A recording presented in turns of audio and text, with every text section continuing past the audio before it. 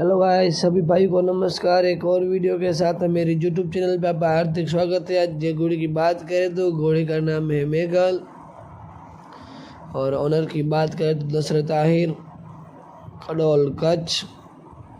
सवार की बात करें तो दशरथ आहिर और नस्ल की बात करें तो प्योर सिंधी नस्ल की घोड़ी है। बहुत ही रफ्तारबाज घोड़ी है, 35-36 चलती है। बहुत ही शानदार घोड़ी है। सवार की और घोड़ी की ताल में बहुत ही अच्छी जम रही है। और दोस्तों, ऐसे वीडियो देखने के लिए मेरे यूट्यूब चैनल पर बने रहना। ये वीडियो आपको पसंद आए तो मेरे यूट्यूब चैनल को लाइक कीजिए, शेयर कीजिए और सब्सक्राइब कीजिए। धन्यवाद।